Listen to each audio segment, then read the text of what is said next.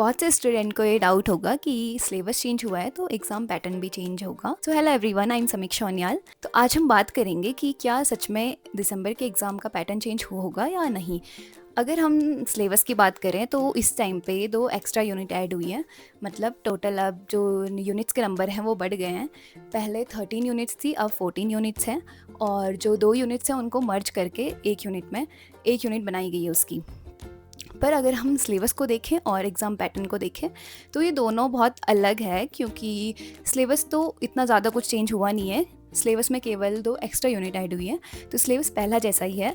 और बस सिलेबस अभी केवल आपके पास में क्या हुआ कि 2 यूनिट्स केवल बढ़ी हैं। तो अगर हम एग्ज़ाम पैटर्न को देखें तो एग्ज़ाम पैटर्न में अगर चेंज होता भी है तो कंसेप्ट तो सेम ही रहने वाला है, तो इतना कुछ ज़्यादा आप सोचिए मत। और तो अगर हम सिलेबस की बात करें और एग्ज़ाम पैटर्न की बात करें, तो अगर एग्ज़ाम पैटर्न चेंज होता भी है तो कंसेप्ट तो फिर भी सेम रहने वाला है। तो आप ज़्यादा फोकस अपने सिलेबस पे कीजिए, अपने कंसेप्ट्स पे कीजिए और उन्हें ज़्यादा कवर करने का सोचिए, क्योंकि अभी 2 एक्स्ट्रा यूनिट ऐड हुई हैं तो आपको अभी सिलेबस पे ज़्यादा फोकस करना चाहिए। आपको 10 टू 11 यूनिट्स को अच्छे से कवर करना चाहिए और जो बाकी की यूनिट्स बचती हैं उन्हें भी अच्छे से कवर करना चाहिए, क्योंकि अभी सिलेबस बढ़ा है तो आपको भी अपनी यूनिट्स के नंबर बढ़ाने पड़ेंगे। यहाँ पे एक और बात आप ध्यान दीजिए, अभी क्योंकि आपके पास में सिलेबस बढ़ा है तो अभी जो यूनिट्स हैं वो सारी यूनिट्स के जो वेटेज है वो डिस्ट्रीब्यूट तो हो गई। तो आप बस उस पे ज़्यादा फोकस कीजिए और सिलेबस को ज़्यादा अच्छे से कवर कीजिए।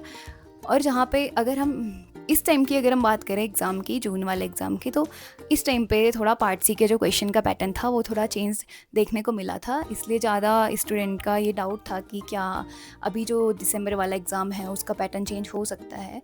पर ज़रूरी नहीं है कि एग्ज़ाम का पैटर्न चेंज होगा, क्योंकि अभी ऑफिशियली कुछ नोटिस आया नहीं है पैटर्न चेंज होने का। तो आप वैसे ही प्रैक्टिस कीजिए जैसे आप पहले कर रहे थे, और जैसे आप पहले प्रिपरेशन कर रहे हो वैसे ही प्रैक्टिस कीजिए। जैसे आपने जून के टाइम पे प्रिपरेशन करा है तो वैसे ही करते रहिए दिसंबर के एग्ज़ाम के लिए भी। और जहाँ तक आती है बात क्वेश्चन प्रैक्टिस या फिर क्वेश्चन पैटर्न की, तो इस टाइम पे पार्ट सी के क्वेश्चन थोड़ा ज़्यादा सिंपल, मतलब थोड़ा डायरेक्ट क्वेश्चन आए थे। इस टाइम के अगर हम क्वेश्चन को देखें तो वो थोड़ा डायरेक्ट है, पर नेक्स्ट टाइम का ज़रूरी नहीं कि ऐसा ही क्वेश्चन हमारे पास में आएगा।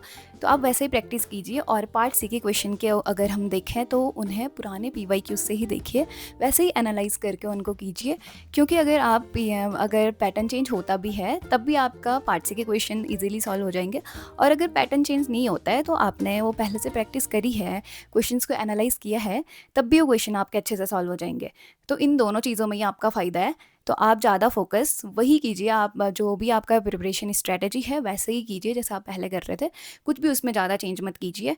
और बस ये एक चीज़ ध्यान दीजिए कि पैटर्न अगर चेंज हो भी जाएगा तो कंसेप्ट तो सेम ही रहने वाला है। तो अगर अभी भी आपको डाउट है तो आप ये चीज़ें थोड़ा इग्नोर कीजिए और अपने सिलेबस को कंप्लीट करने पे ज़्यादा फोकस कीजिए और अच्छे से रिवीजन कीजिए। Thank you for watching.